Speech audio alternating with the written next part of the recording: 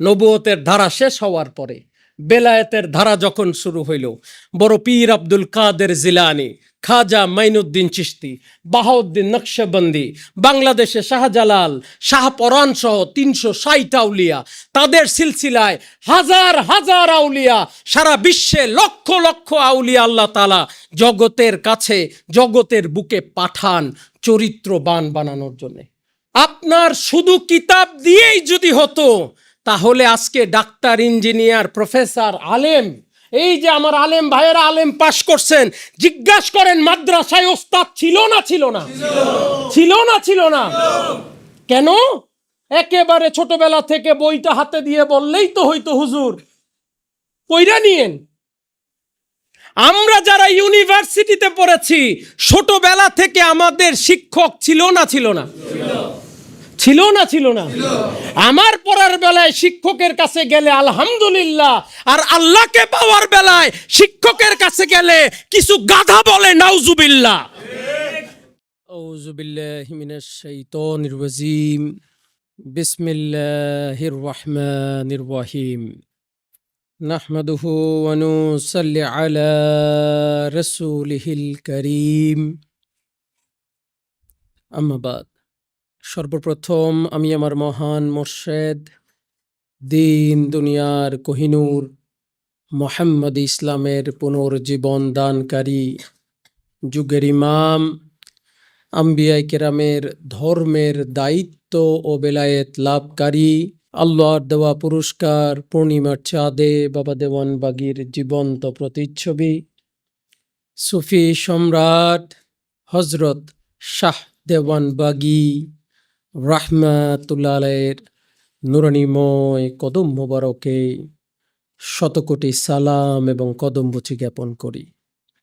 সালাম ও কদমবুচি জানাই কুতুবুল আকতাব, দুররে মাকনুন, খাতুনে জান্নাত, দয়াল মা রাহমাতুল্লাহ আলাইহার নুরানিময় কদম মোবারকে।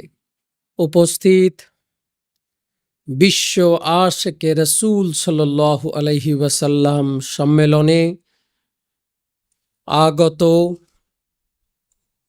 আশিকে রাসূল বৃন্দ এবং অনলাইন প্ল্যাটফর্মে আমাদের সাথে সংযুক্ত আশিকে রাসূল ভাই ও বোনেরা, আপনারা সকলেই আমার সালাম গ্রহণ করুন। আসসালামু আলাইকুম ওয়া রাহমাতুল্লাহি ওয়া বারাকাতুহু। আমাদের মোর্শেদ বাবা দেওয়ানবাগী রাহমাতুল্লাহ আলাইহির ৭৬তম শুভ জন্মদিন স্মরণে আমরা আজ ১২ই ডিসেম্বর রোজ শুক্রবার বিশ্ব আশিকে রাসূল সাল্লাল্লাহু আলাইহি ওয়াসাল্লামের আয়োজন করেছি। বাংলাদেশ সহ বিশ্বের বিভিন্ন দেশ থেকে প্রতিনিধিগণ এই সম্মেলনে উপস্থিত হয়েছেন। অনলাইনের মাধ্যমে প্রায় শতাধিক দেশ থেকে আশিকে রাসূলেরা আজকের এই অনুষ্ঠান সরাসরি সম্প্রচার দেখছেন। আশিকা রাসূল বোনেরা যারা আজকে পর্দার কারণে দরবার শরীফে উপস্থিত হতে পারেন নাই, তারাও অনলাইনের মাধ্যমে আমাদের সম্প্রচার দেখছেন। আমি উপস্থিত অতিথিবৃন্দ এবং অনলাইনে সংযুক্ত সকলকে ধন্যবাদ, সাধুবাদ এবং কৃতজ্ঞতা জ্ঞাপন করি আজকের এই অনুষ্ঠানকে আপনারা এসে এবং সরাসরি দেখার মাধ্যমে সাফল্যমণ্ডিত করার জন্যে। আসলে আমাদের মোর্শেদ বাবা দেওয়ানবাগী রাহমাতুল্লাহ আলাইহি আজ থেকে ৭৬ বছর আগে এই ধুলির ধরায় আগমন করেন।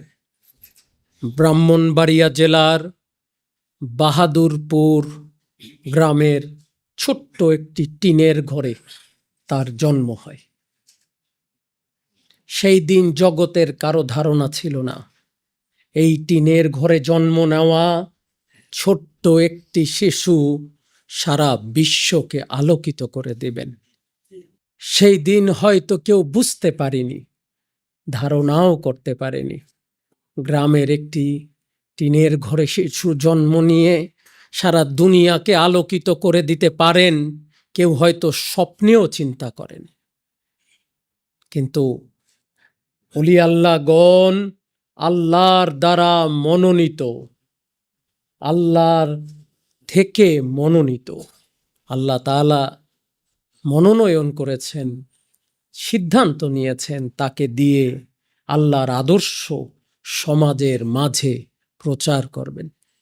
আমরা সৌভাগ্যবান যে আমরা আমাদের মুর্শেদ হিসেবে আল্লাহর ওলি বাবা দেওয়ানবাগী রাহমাতুল্লাহ আলাইকে পেয়েছি। যদি আজকে আমরা তাকে না পেতাম, আজ মোহাম্মদ ইসলাম নামটা হয়তো আমাদের কানে কখনোই আসতো না। আজ যদি আমরা তাকে না পেতাম, নিজেরা আশেকে রসুল বলার হয়তো সুযোগ পেতাম না। আজ যদি তাকে না পেতাম, লক্ষ লক্ষ মানুষ আজ আল্লাহর সন্তুষ্টি অর্জনের পথে ধাবিত হতে পারত না। আজ যদি তাকে না পেতাম, আল্লাহর অস্তিত্ব, আল্লাহকে দেখেছি বলে যে মহামানব বজ্র কণ্ঠে সারা দুনিয়াকে আলোকিত করেছিলেন, এমন মহামানবকে হয়তো আমরা খুঁজে পেতাম না। আজ যদি তার জন্ম না হতো, আশেক আর মাসুকের প্রেম কি জিনিস আশেক তা কোনোদিন বুঝতো না।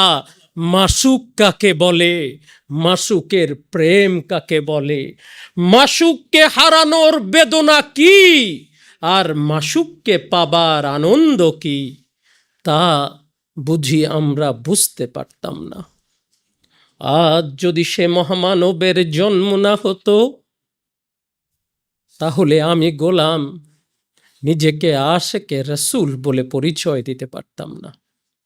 বাবা দেওয়ানবাগী রাহমাতুল্লাহ আলাই এত বড় মহামানব ছিলেন, যিনি শুধু নিজেকে আলোকিত করেছেন এমন নয়, তিনি তার আলোয় লক্ষ লক্ষ মানুষকে, কোটি কোটি মানুষকে আল্লাহ ও রাসূলের পথ দেখিয়েছেন।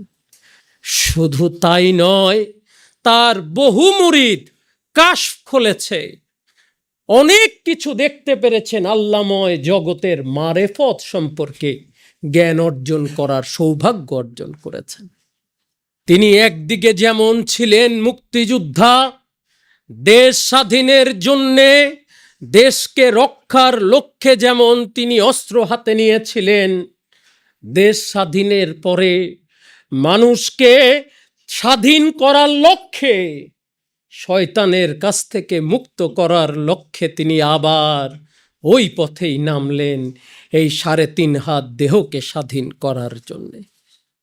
শেষ রক্তবিন্দু পর্যন্ত, ৭১ বছর জীবন পর্যন্ত তিনি এই যুদ্ধ করেছেন, কিভাবে এই ৩.৫ হাত দেহকে মুক্ত করা যায়, এই ৩.৫ হাত দেহকে আল্লাহময় করা যায়, এই ৩.৫ হাত দেহর মাঝে আল্লাহর সন্ধান খুঁজে বের করা যায়। সেই শিক্ষা, সেই বিদ্যা আমাদের মুর্শেদ বাবা দেওয়ানবাগী রাহমাতুল্লাহ আলাই দিয়েছেন, দিয়ে গেছেন। আমরা শ্রদ্ধার সাথে স্মরণ করি আমাদের মুর্শেদ বাবা কেবলাজানকে, যিনি দয়া করে আমাদেরকে এই মোহাম্মদ ইসলাম উপহার দেওয়ার মাধ্যমে সুযোগ দিয়েছেন, জেনারেশন টু জেনারেশন, জাতি টু জাতি, আগামী কিয়ামত পর্যন্ত মানুষ এই ধারায় এসে আল্লাহ ও রাসূলকে পাওয়ার বিদ্যা অর্জন করবে, আল্লাহকে পাবে, আল্লাহ ও রাসূলের সন্তুষ্টি অর্জন করতে পারবে। তিনি যেই ধারা আমাদেরকে উপহার দিয়েছেন, সেই জন্যে আমাদের মুর্শেদ কেবলাজানের নুরানিময় কদম মোবারকে কৃতজ্ঞতা শ্রদ্ধা জ্ঞাপন করি এবং দয়া চাই। ওলি আল্লাহগণ জাহিরিতে চলে গেলেও তারা বাতেনিতে হাজির নাজির থাকেন। আমরা দয়া চাই, তিনি যেন দয়া করে তার এই শুভ জন্মদিনের ওয়াসিলায় আমাদের ভুল বেয়াদবিগুলোকে মাফ করে দেন, আমাদেরকে ক্ষমা করে দেন, আমাদের অন্যায় অপরাধগুলোকে তিনি মাফ করে দেন, আমাদেরকে ক্ষমার নজরে দেখেন। আমরা যে ক্ষুদ্র আয়োজন করেছি দেশ বিদেশ থেকে বাবা দেওয়ানবাগীর জন্মদিন উপলক্ষে, তিনি দয়া করে আমাদের এই ক্ষুদ্র আয়োজনকে কবুল করে নেন। সুম্মা আমিন, সুম্মা আমিন। সম্মানিত আশেকে রাসূলেরা, বাবা দেওয়ানবাগীর জন্মদিন ব্যক্তি হিসেবে আমার জীবনে অত্যন্ত আনন্দের দিন। আমি সারা বছর অপেক্ষা করি এই দিনের জন্যে, কখন আমার মোর্শেদ কেবলাজানের শুভ জন্মক্ষণ তৈরি হয়। যদিও সরকারি বন্ধ না থাকার কারণে চাইলেও 14ই ডিসেম্বর আমার মোর্শেদ কেবলাজানের শুভ জন্মদিন। সরকারি বন্ধ না থাকার কারণে আমরা বাধ্য হয়ে শুক্রবার দিন করি, কারণ আমি এত বড় হতভাগা, আপনাকে দাওয়াত করি অথচ আপনাকে বসতে দিতে পারি না। আমি এত বড় ফকির যে আপনাকে দাওয়াত করি, খানার জন্য একটি প্লেট দিতে পারি না। আমি এত বড় দুর্ভাগ্যবান, আপনাকে বসার জন্য একটি বিছনা দেওয়ার ক্ষমতা আমার নাই। আমার দাওয়াতে 10 ঘন্টা 12 ঘন্টা বাসে চড়ে, প্লেনে চড়ে আশেকে রাসূলেরা আজ বাবে রহমতে এসেছে, কিন্তু আমি এত বড় হতভাগা, বসার চেয়ার দিতে পারলাম না, মাথার উপরে ছাদ দিতে পারি নাই। আসমানের নিচে আশেকে রাসূলেরা বসে আছে, খাবার প্লেট দিতে পারি নাই, প্যাকেটে করে দিয়েছি, যে যেখানে পারে খেয়ে নিবে। আমি ক্ষমা প্রার্থী, আমাকে ক্ষমা সুন্দর দৃষ্টিতে দেখবেন। আমার জায়গা নাই, আমার অন্তরে আপনাদের জন্য অসীম ভালোবাসা আছে, তবে আপনাদেরকে বসানোর মতো যোগ্যতা নাই, আপনাদেরকে দেওয়ার মতো জায়গা নাই, রাখার মতো জায়গা নাই। রাস্তায় বসতে দিয়েছি, কষ্ট করে বসেছেন, আমাকে ক্ষমা সুন্দর দৃষ্টিতে দেখা ছাড়া, ক্ষমা চাওয়া ছাড়া আমার তো আর কিছু করার নাই। আমাদের মুর্শেদ বাবা দেওয়ানবাগী রাহমাতুল্লাহ আলাই তার 71 বছর জীবনে তিনি একটি স্বপ্ন দেখেছিলেন, এই মোহাম্মদ ইসলামের ধারাকে এগিয়ে নিয়ে যাওয়ার জন্যে। তিনি আমাকে যখন দায়িত্ব দিতে চেয়েছেন, আমি দায়িত্ব নিতে চাইনি, কারণ আমি জানি এটার জ্বালা কি, আগুনে কিভাবে জ্বলতে হয় আমার জানা আছে। আমি মোর্শেদ কেবলাজানের কাছে ক্ষমা চেয়েছিলাম যাতে আমাকে দায়িত্বটা না দেয়া হয়, আমি মাফ চেয়েছিলাম।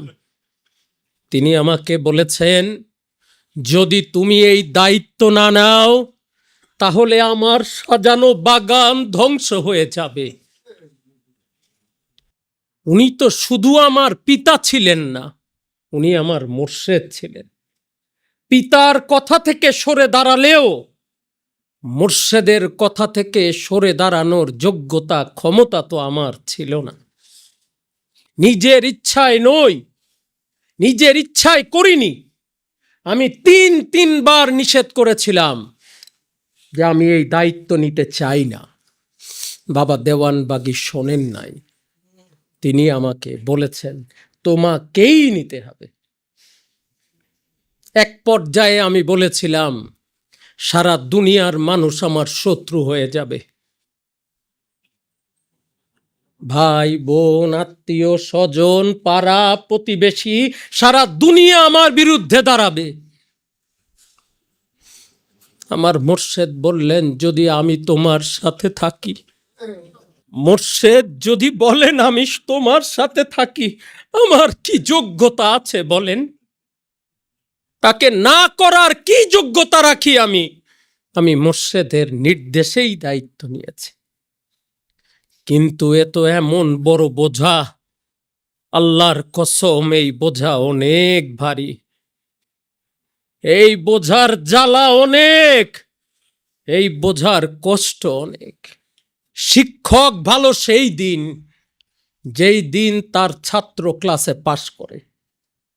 বাংলাদেশের সবচেয়ে বড় স্কুলে যান, যদি আপনার ছেলে পাশ না করে আপনি বলবেন এই ফালতু স্কুলে আমার ছেলেকে কেন দিলাম, এই ফালতু শিক্ষকের কাছে কেন দিলাম। দায়িত্ব নেওয়া সহজ, কিন্তু দায়িত্ব নিয়ে বাবা দেওয়ানবাগীর মুরিদকে আল্লাহ প্রাপ্তি, আল্লাহর সন্তুষ্টি অর্জন করা অনেক কঠিন কাজ। দায়িত্ব নেওয়ার পরে বুঝতে পারলাম আল্লাহর সন্তুষ্টি অর্জন করানো তো সহজ না, আল্লাহ প্রাপ্তি তো সহজ না, অনেক কঠিন। এই আমি দিনের পর দিন তালিমের ব্যবস্থা করলাম, আলোচনার ব্যবস্থা করলাম, বিভিন্ন কলা কৌশলে এখনো সেই কৌশল চালিয়ে যাচ্ছি কিভাবে আপনাদেরকে আল্লাহর সন্তুষ্টি অর্জন করাতে পারি।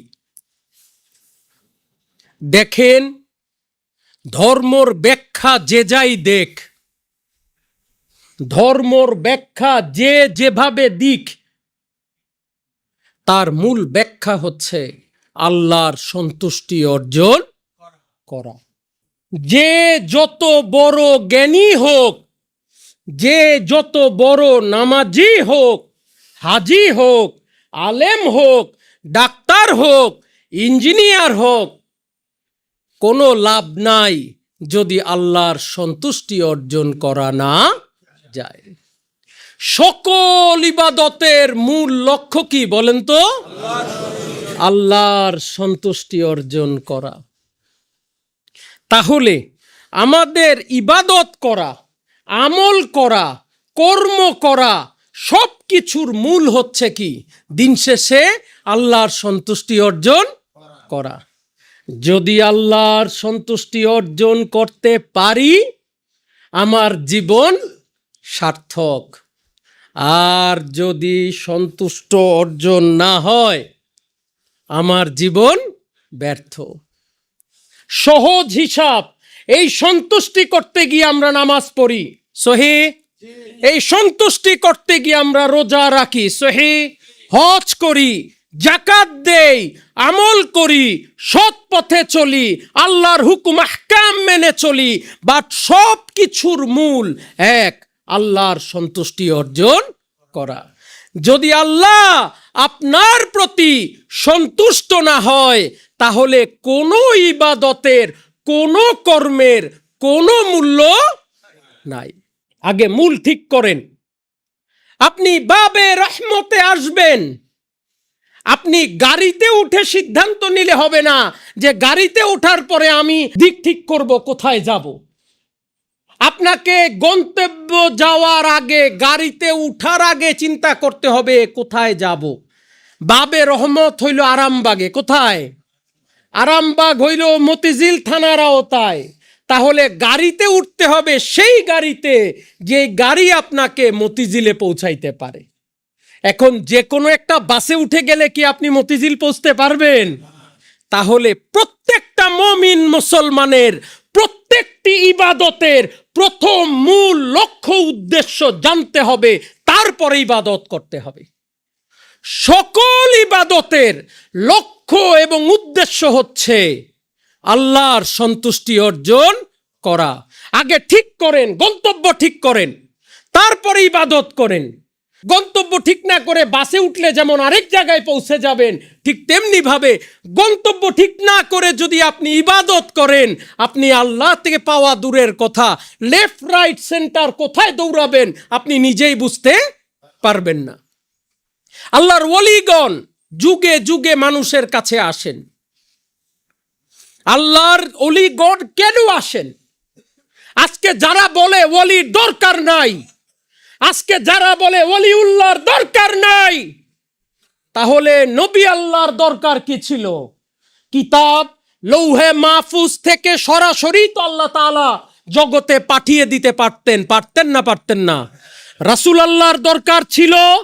নবী মুহাম্মদ সাল্লাল্লাহু আলাইহি ওয়াসাল্লামের দরকার ছিল? ইব্রাহিম আলাইহি ওয়াসাল্লামের দরকার ছিল? মুসা আলাইহি ওয়াসাল্লামের দরকার ছিল?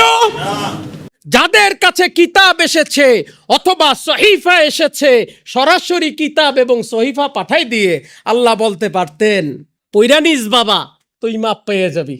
কি বলেন, সত্য না মিথ্যা? আল্লাহ করছেন নাকি? কিতাব পাঠাইছেন, সাথে কিতাব কিভাবে পাঠাইছেন? তার বন্ধুর মাধ্যমে। কি বাইন্ডিং কইরা পাঠাইছেন নাকি? কিতাব পাঠাইছেন? কোন কাগজে লেখে কোন বাইন্ডিং করা কিতাব এই জগতে আসছে নাকি? কেন আসে নাই? প্রত্যেকটা কিতাব, প্রত্যেকটা সহিফা আল্লাহর বন্ধুর মুখ দ্বারা, জবানি মোবারক দ্বারা আল্লাহ বের করে বলেছেন, এইটা আমার বাণী, তুমি যদি এইটা মানো তাহলে তুমি আমার বন্ধুকে মানবা, তুমি যদি এইটা মানো তাহলে তুমি আমাকেই মানবা। কি বলেন, সত্য না মিথ্যা? তাহলে যদি বলে শুধু কিতাব পড়লেই হবে, ওলি আল্লাহর দরকার নাই, তাহলে কাজ হবে?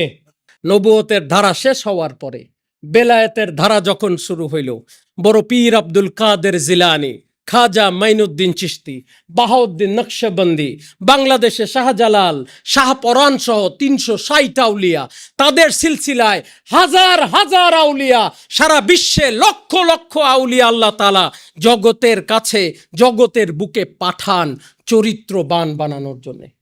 আপনার শুধু কিতাব দিয়েই যদি হতো, তাহলে আজকে ডাক্তার, ইঞ্জিনিয়ার, প্রফেসর, আলেম, এই যে আমার আলেম ভাইয়েরা আলেম পাশ করছেন, জিজ্ঞাসা করেন মাদ্রাসায় ওস্তাদ ছিল না ছিল না? ছিল না ছিল না? কেন? একেবারে ছোটবেলা থেকে বইটা হাতে দিয়ে বললেই তো হইতো, হুজুর পইরা নিয়েন। আমরা যারা ইউনিভার্সিটিতে পড়েছি, ছোটবেলা থেকে আমাদের শিক্ষক ছিল না ছিল না? ছিল না ছিল না? আমার পড়ার বেলায় শিক্ষকের কাছে গেলে আলহামদুলিল্লাহ, আর আল্লাহকে পাওয়ার বেলায় শিক্ষকের কাছে গেলে কিছু গাধা বলে নাউজুবিল্লাহ। কি বলেন, সত্য না মিথ্যা? সত্য না মিথ্যা? আমার বাচ্চা পরীক্ষায় খারাপ করলে তারে নিয়ে টিউশনিতে ভর্তি করি, পয়সা দিয়া পড়াই, আর আল্লাহর ওলির কাছে আইসা আল্লাহকে পাওয়ার বিদ্যা শিক্ষা দিতে বললে আমাদের কিছু মানুষের গায়ে আগুন জ্বলে যায়। কি বলেন, সত্য না মিথ্যা? সত্য।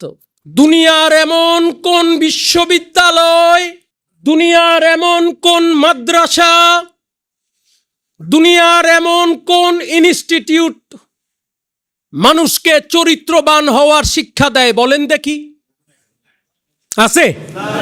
আছে মনে হয়। আমি তো 2 বিষয়ে গ্রাজুয়েট করছি। আমি গ্রাজুয়েট করছি 2টা বিষয়, ইসলামিক স্টাডিজে আবার লতে।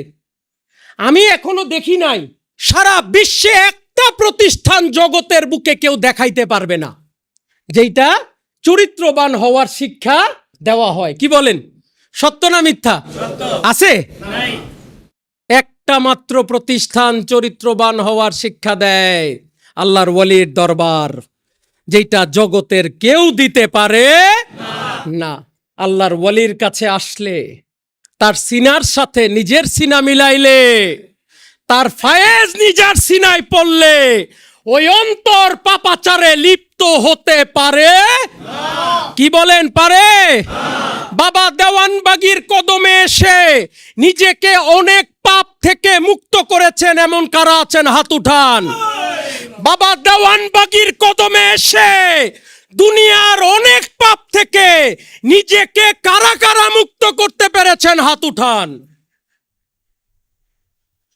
আল্লাহু আকবার, আল্লাহু আকবার। দেখেন আশেকে রাসূলেরা হাত উঠিয়েছে। এইটা চরিত্রবান হওয়ার বিদ্যালয়, এখানে চরিত্রবান হওয়া যায়। লক্ষ লক্ষ আশেকে রাসূল হাত তুলে সাক্ষী দিচ্ছে তারা নিজেকে পরিবর্তন করতে পেরেছে, এইটাই তার প্রমাণ। কি বলেন, সত্য না মিথ্যা? কোর্টে 3টা সাক্ষী হইলে রায় হয়ে যায়, লক্ষ আশেকে রাসূল সাক্ষী দেয় বাবা দেওয়ানবাগীর কদমে এসে চরিত্রবান হওয়ার বিদ্যা অর্জন করেছি না করি নাই? নিজেকে পরিবর্তন করতে পেরেছি কি পারি নাই? হাত নামান। আল্লাহর ওয়ালিগণ যুগে যুগে আসেন মানুষকে চরিত্রবান বানাতে। চরিত্রবান হওয়ার মাধ্যমেই মানুষ আল্লাহর সন্তুষ্টি অর্জন করতে পারে। আমি কি বুঝাইতে পারলাম? দুশ্চরিত্র লোক কি আল্লাহর সন্তুষ্টি অর্জন করতে পারে? বিশ্বের এমন দেশের বড় অভাব যারা ম্যাক্সিমাম মানুষ মাস্টার্স করতে চায়, কলেজের পরে ম্যাক্সিমাম দেশেই পড়াশোনা করতে চায় না। কারণ তার যদি হায়ার স্টাডির দরকার হয় তাহলে করে, নয়তো করে না। অনেকেই আছে যার হায়ার স্টাডির দরকার নাই, তিনি প্লাম্বার হবে, তিনি এইটা হবে, তিনি ওইটা হবে, বিভিন্ন কাজ আছে যেটার জন্য গ্র্যাজুয়েশন জরুরি না। তো বাংলাদেশে হোক আর না হোক, বাপ মারা ছেলে পেরে, না তোর ভার্সিটি যাওয়াই লাগবে, কি না তোর মাস্টার্স করতে হবে। এই বাপ মা যদি ছোটবেলার থেকে এই প্রেসার দিত যে তোর চরিত্রবান হইতে হবে, আগে মানুষ হইতে হবে, তারপরে পড়াশোনা শিখ। মানুষ না হইলে পড়ে পড়ে ডাক্তার, ইঞ্জিনিয়ার, প্রফেসর হয়ে লাভ কি? দিন শেষে তো পশুর মতো আচরণ করব আমরা। আগে মানুষ হইতে হবে, তারপরে আল্লাহকে পাইতে হবে। আমাদের প্রত্যেকটি আশেকে রাসূলের দায়িত্ব নিজে মানুষ হওয়া, নিজের মধ্যে মনুষ্যত্ব তৈরি করা এবং নিজেকে আশেকে রাসূল বানানো। যদি আমরা সেটা না পারি তাহলে আল্লাহর সন্তুষ্টি অর্জন হবে না। হবে নাকি? চরিত্র ঠিক না হইলে আল্লাহর সন্তুষ্ট হবে? আপনি নামাজ পড়লেন কিন্তু আপনি দিন শেষে চুরি করেন, লাভ হবে? হ্যাঁ, আপনি নামাজ পড়ে পরের হক মারলেন, লাভ হবে? আপনি হজে যান প্রতি বছর, হাজি সাহেব বলেন আর সুদ খান, কি লাভ হবে নাকি? তাহলে ইবাদত করলেও যদি আপনার চরিত্র না থাকে, ইবাদতের কোনো মূল্য নাই। So most important part of human life is character. কি? চরিত্র। চরিত্র না হইলে ডাক্তারের দাম নাই, প্রফেসরের দাম নাই, আলেমের দাম নাই, হুজুরের দাম নাই, শিক্ষকের দাম নাই। আছে কারো দাম? হ্যাঁ, 1000 কোটি টাকার মালিক কিন্তু চরিত্র ঠিক নাই, লাভ আছে? যার চরিত্র নাই তার কিছুই নাই, আর যার চরিত্র আছে তার সব আছে। বাবা দেওয়ানবাগী শিক্ষা দিচ্ছেন, আমার শিক্ষা না, আমি তো গোলাম মানুষ। আমার যোগ্যতা হইল বাবা দেওয়ানবাগীর শিক্ষা, আমার যোগ্যতা হইল আমার মোর্শেদ কেবলা জানের দয়া। আর কি যোগ্যতা আমার? আমার এইটুকুই যোগ্যতা। তাই আজকের এই দিনে আমরা যদি চেষ্টা করি নিজেকে আলোকিত করতে, বা আমরা যদি সংকল্প করি আমরা নিজেকে আলোকিত করব এবং সেই সংকল্প অনুযায়ী আমরা কাজ করি, সারা বিশ্বের মানুষ আমাকে আজকে দেখছে, আমার মাধ্যমে সকলের কাছে আহ্বান করি, আসুন আমরা সবাই চরিত্রবান হই। আসুন আমরা সবাই সকল ইবাদতের মাঝে মালিকের সন্তুষ্টি খুঁজে বেড়াই, মালিককে খুঁজে বেড়াই এবং তার সন্তুষ্টির জন্যে নিজেকে অগ্রসর করি। মহান মালিক আমাদেরকে সেই তৌফিক দান করেন, সুম্মা আমিন। আমি আমার মালিকের কাছে পানা চাই, দয়া চাই আজকে যারা উপস্থিত হয়েছেন তাদের জন্যে। মালিক যেন দয়া করে আমাদের এই ক্ষুদ্র আয়োজনকে কবুল করে নেন, আমাদের আশেকে রাসূলদেরকে কবুল করে নেন। যারা কষ্ট করে রাস্তায় বসে রৌদ্রে পুড়ে এই কষ্টে আজকে সারা রাত রাস্তায় বসে মোরাকাবা করেছেন, আল্লাহকে পাওয়ার চেষ্টা করেছেন, আমি তাদের জন্য মালিকের কাছে ক্ষমা চাই। মালিক দয়া করে তাদেরকে মাফ করে দেন। যারা সম্মেলনে যোগ দিয়েছেন, যারা যোগ দিতে পারেন নাই, যারা অসুস্থ, যারা জাকের বোনেরা যারা আসতে পারেন নাই, আমি তাদের জন্য মালিকের কাছে পানা চাই। মালিক দয়া করে তাদেরকে মাফ করুক এবং তাদেরকে কবুল করুক। আমি মালিকের কাছে দয়া চাই, আমাদেরকে শান্তিময় দেশে রাখার সুযোগ দেন, যেই দেশে আর মাজার ভাঙা হবে না, যেই দেশে আর রওজার উপরে আঘাত করা হবে না, যেই দেশে আল্লাহর ওয়ালিদেরকে আর গালি দেওয়া হবে না, যেই দেশে কোনো ওয়ালি আল্লাহর মাজারের উপরে আঘাত করা হবে না। আমরা একে অপরকে সম্মান দিয়ে, ইজ্জত দিয়ে, ভালোবাসা দিয়ে এগিয়ে যেতে পারি, মালিকের কাছে সেই দয়া ভিক্ষা চাই। আমরা ভ্রাতৃত্ব, মহাব্বত, ইশকের মাধ্যমে একে অপরকে নিয়ে এই দেশটা আমার, এই দেশটা তার, এই দেশটা আমাদের, এই আমাদের ভাবাপন্ন করে যাতে এই দেশে বেঁচে থাকতে পারি। এই দেশে হিন্দু যেমন থাকবে, এই দেশে মুসলমান যেমন থাকবে, এই দেশে খ্রিস্টান যেমন থাকবে, এই দেশে বুদ্ধ যেমন থাকবে, এই দেশে ওহাবি যেমন থাকবে, এই দেশে সুন্নিরাও একইভাবে থাকবে। সবাই সবার, কেউ কাউকে ছাড়া না। হয়তো আমার বিশ্বাস আমার কাছে, আপনার বিশ্বাস আপনার কাছে। আপনি আমার কবরে যাবেন না, আর আমিও আপনার কবরে যাব না। যেহেতু আমরা কেউ কারো কবরে যাব না, যেহেতু আমাদের কারো সাথে কারো কর্ম কবরে নিতে পারবো না, তাহলে কবরের উপরে এত মারামারি করে কি লাভ? চলেন না, আপনার বিশ্বাস আপনাকে ইজ্জত করি, চলেন না আমার বিশ্বাসকে আপনি আমার জায়গায় ইজ্জত করেন। আমার বিশ্বাসকে জোর করে আপনার ইচ্ছাটাকে প্রাধান্য দিয়ে আপনার কাছে নিতে চাইেন না। আমার মৃত্যুর পরে আমাকে জবাব দিতে হবে। আপনি এক রাত আমার সাথে কবরে থাকবেন না, থাকবেন নাকি? এক মিনিটও থাকবেন না। শোয়াই দিয়ে বলবেন সওয়াল জবাব শুরু হয়ে যাচ্ছে, দেই দৌড়। তো ভোদর পার্টির কাছ থেকে তো আমার ধর্ম শিখার দরকার নাই। আমি আমার মুর্শেদকে নিয়ে আসি, আমি আমার মুর্শেদ বাবা দেওয়ানবাগিকে নিয়ে আসি। আমার আশেকে রাসূলেরা তাদের মুর্শেদ বাবা দেওয়ানবাগিকে নিয়ে আসে। কি বলেন, আসে না নাই? আসে না নাই? আমার আশেকে রাসূলেরা কুদরতে খোদাকে নিয়ে আসে। আসে না নাই? আছে না নাই? হাত নামান, আমাদেরকে আমাদের মতো থাকতে দেন। আমরা রাসূলকে ভালোবাসি, আমরা আল্লাহকে ভালোবাসি, আল্লাহর আদর্শে চলি, রাসূলের মোহাব্বতে চলি। আমরা আমাদের মতো বাঁচতে চাই। আমাদের দেশ হিসেবে, দেশের নাগরিক হিসেবে সুন্দরভাবে বেঁচে থাকার অধিকার আছে। এই দেশ সকলের, এই দেশ কোনো একটি জাতির, একটি বর্ণের, একটি ভাষার মানুষের না, সবার। কেউ নোয়াখালীর ভাষায় কথা বলে, কেউ চাটগাইয়া ভাষায় কথা বলে, কেউ সিলেটি বলে, কিন্তু এই দেশ বাংলাদেশ, মায়ের দেশ, সোনার দেশ বাংলাদেশ। আমরা ভ্রাতৃত্ব, ভালোবাসা, মোহাব্বত দিয়ে যাতে একে অপরকে নিয়ে, সবাইকে নিয়ে চলতে পারি, আপনাদের সবার কাছে এই কামনা করি। যারাই দেশ চালাবেন, যারা চালাচ্ছেন, আগামীতে চালাবেন, সবার কাছে একটি কামনা, চলুন না হিংসা বিদ্বেষ ভুলে ভালোবাসা দিয়ে মানুষের মন জয় করি। গালিগালাজ না করে, কাদা ছোড়াছুরি না করে, একে অপরকে ধাক্কাধাক্কি না করে, মোহাব্বত দিয়ে বুকে জড়ায় ধরে কেন আমরা আগাতে পারবো না? কেন আমার উপরে উঠতে আরেকজনকে ধাক্কা দিয়ে নিচেই নামাতে হবে? আল্লাহর উপরে ভরসা করে মালিকের সন্তুষ্টির কথা চিন্তা করলে, যে আল্লাহ দেখছেন আমি যা করি, প্রত্যেকটি মানুষ যদি এইটা অনুধাবন করে, বান্দা যা করে আল্লাহ তা দেখেন, সে আর খারাপ কাজ করতে পারবে না। চলেন না একটা সুন্দর শান্তিময় সমাজ উপহার দেই। চলেন না সবাই মিলে একটা ভালোবাসা এবং একটা ভ্রাতৃত্ব তৈরি করে দেই। সবার কাছে এই কামনা করি। আজকের বিশ্ব আশেকে রাসূল সম্মেলনে উপস্থিত আমার আশেকে রাসূল ভাই ও বোন, অনলাইনে উপস্থিত আশেকে রাসূল ভাই ও বোন, আবারও সবাইকে ধন্যবাদ এবং কৃতজ্ঞতা জ্ঞাপন করি আজকের এই অনুষ্ঠানকে সাফল্যমণ্ডিত করার জন্যে। আপনারা আপনাদের মূল্যবান সময় আমার মতো অধম নালায়েকের ডাকে সাড়া দিয়েছেন। আমি আমার অন্তরের অন্তঃস্থল থেকে আপনাদেরকে কৃতজ্ঞতা জ্ঞাপন করি এবং মালিকের কাছে পানা চাই, তিনি দয়া করে আমাদের সবাইকে কবুল করে নেন। সবাই বলুন আমিন সুম্মা আমিন।